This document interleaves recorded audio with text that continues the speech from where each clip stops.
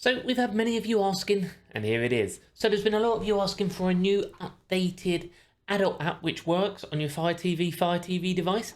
Good news on this one, it works on Android TV devices, Android devices, mobile phones, and they have a website as well.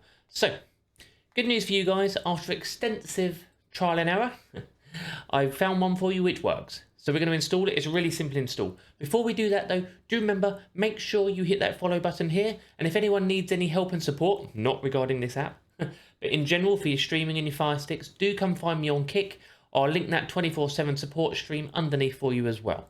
Okay, so this is the application. I'm not going to name it. It's pretty obvious there. I'll zoom in for you. And I am not going to open it because obviously our platform, we do videos for all different people around the world, and obviously different laws, different everything. And the app itself has specific age things as you open it. So make sure you do that. We will not be showing any content on this video. This is not what this is for. I won't be putting any bikinis on or anything like that. But we can get it for you from the downloader app. So if you already have the downloader app, I'm going to show you how to install it now really quickly. If you don't have the downloader app and you want to install this on your Fire Stick, I will also show you that after we've installed it initially. So first of all, you open up your downloader, and what you're going to type in here is 5880502. So it's 5880502. Hit go, and that will load through for you. As you'll see, the website there is spunktok.com/download. That downloads the app which works on your phones, your Fire Sticks and Android devices, or you can cut off the word download at the end and go straight to the website. I'll link it underneath for you as well, these sort of bits, so you've got the code and all that in the description, depending on where you're watching on. If you're watching this on a different platform to YouTube, you may just have to type it all in yourself. So you click install, and then you hit done. I'm not going to open it like I say. You delete the file because you don't need it on your device, and then that will be installed on your device all ready to go. Open it up, have some fun.